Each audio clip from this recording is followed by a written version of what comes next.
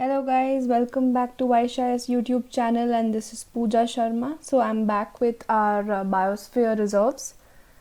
So today we will be reading about the next two biosphere reserves. So before we begin with the video, as you all know, this is the WhatsApp detail of Vaishya's. You can contact on this number for your enrollment details or for any UPSC related queries. You can even email us and visit our YouTube channel. There are a lot of mini series going on which will help you for your prelims, and it will be like a revision for you. So let's start.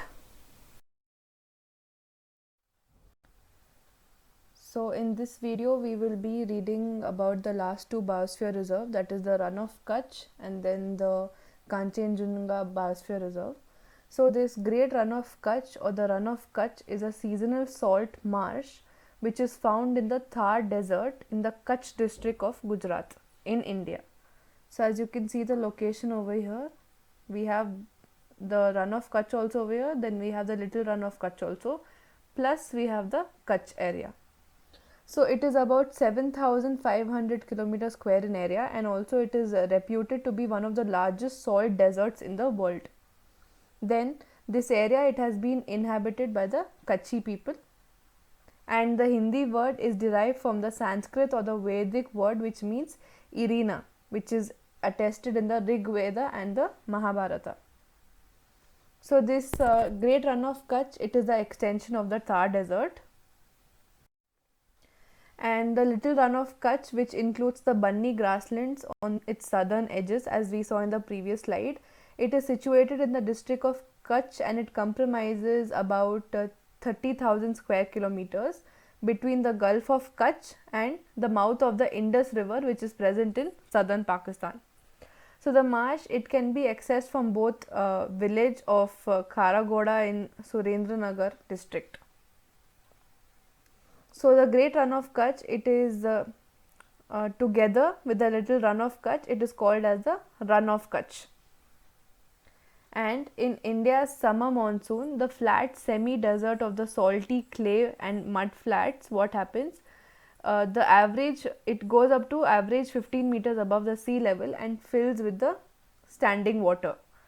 So in very wet seasons or wet years, what happens is the wetland, it extends from the Gulf of Kutch on the west through the Gulf of Cambay on the east. So this is one of the hottest area of India, and it has summer temperatures which are averaging and peaking up to 49.5 degrees Celsius, and the winter temperatures, they reduce dramatically, and it can go down even below 0 degrees Celsius. So the Luni river, which originates in Rajasthan, it drains into the semi-desert in the northern corner of the run, and then other rivers feeding into the marsh, they include the Rupen from the east, and then from west Banas, and from the west Banas river from the northeast. So the Nara canal or the Puran river, it is a delta channel of the Indus river. It empties during the floods into the Kori Creek, which is located in the Great Run of Kutch. Also they are sandy islets of thorny scrub, then they form a wildlife sanctuary and a breeding ground for some of the largest flocks of greater and lesser flamingos. So these are the greater flamingos, these are the lesser flamingos. And also the wildlife, it includes the Indian wild ass and shelter on islands of higher grounds, which are called as beds during the flooding. So when flooding occurs, what will happen? They will shelter on these higher level grounds, which are called as beds.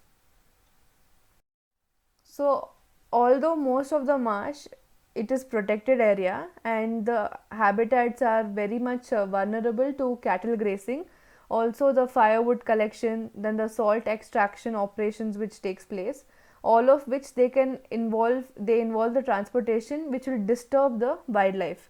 So there are several wildlife sanctuaries and protective reserves on the Indian side of the Run of Kutch region. So from the city of Bhuj, we can see various ecologically rich and wildlife conservation areas of the Kutch or the Kutch district.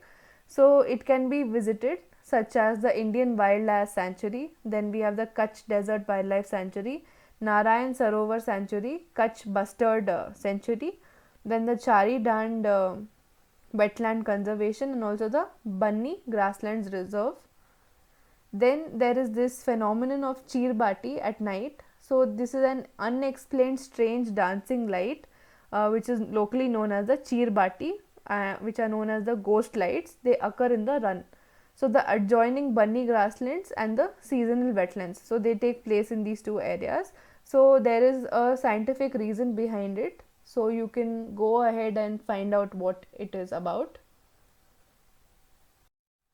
Then we have the Kanchenjunga Biosphere Reserve. So this Kanchenjunga National Park or the Kanchenjunga Biosphere Reserve is a national park and a biosphere reserve which is located in Sikkim. See, this is the location over here, and here you can see mountain Kanchenjunga. So it was inscribed to the UNESCO World Heritage Sites list in July 2016, becoming the first mixed heritage site of India. Also, it was included in the UNESCO's Man and Biosphere program. So the park is named after the mountain Kanchenjunga, which is the third highest peak in the world, with height of 8,586 meters, and the total area of the park is 849.5 kilometers square. So there are a few Lepcha tribal settlements inside the park, and the park contains the Tholung Monastery. A Gompa is located in the park's buffer zone, and it is considered as one of the most sacred monasteries in Sikkim. So the Kanchenjunga Park, it is situated in the north and the west Sikkim districts in the Indian state of Sikkim, and at an elevation of 1,829 meters to over 8,550 meters, and also the area of 849.50 kilometers square. So it is one of the few high altitude national parks of India, which was recently included as a mixed criteria UNESCO World Heritage Site. So in the north, it adjoins the Komolangma National Nature Preserve, which is in Tibet, and in the west, the Kanchenjunga Conservation Area, which is in Nepal. So the vegetation of the park, they include temperate broadleaf and mixed forests, which consists of maple, birch, fir, oaks and willow trees. And then the vegetation of the park, it also includes alpine grasses, shrubs, which are at a higher altitude, because at higher altitude we see the presence of these alpine, moses, lichen type of vegetation. Also we can see the presence of many medicinal plants and herbs. So the park contains many mammal species, which includes the musk deer, then we have the snow leopard, Himalayan tahr, dhole, we have the sloth bear over here, then we have red panda over here, and these are viverids over here. Then we have the Tibetan wild ass and also the Himalayan black bear. Other animals which are found over here are Himalayan blue sheep, sero, gorel and the takin, as well as we find reptiles like the rat snake and the Russell viper. So in 2014, a study revealed that the dhole, it has become very rare in this area, and also the wild dogs which are found in Kanchenjunga Biosphere Reserve, they are thought to belong to a very rare and genetically distinct subspecies. They are not like normal stray dogs or normal dog species. So there are about 550 species of birds which are found inside the park, which includes the bud peasant, which is over here, blood peasant, I'm sorry. Then we have the satyr tragopin over here. Then we have the osprey and many more such birds of different species. So a new species of bird which is named as the Himalayan forest thrush has been found in 2016, which is this one, and its scientific name is the Zuthera sali mali. So I think we are done. This is the last slide.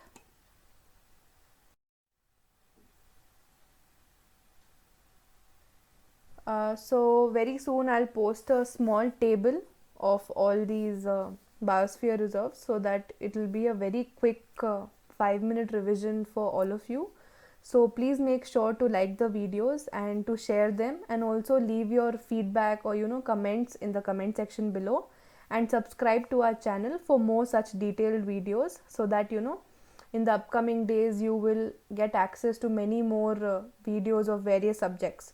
Also, if you have any queries or any doubts, you can contact on this number on WhatsApp. And also for your enrollment details, if you wish to purchase our test series, and you can even email us and visit our YouTube channel, where you will find many videos which are going on and mini series which will help you for your preparation. So all the best for your prelims, and thank you so much.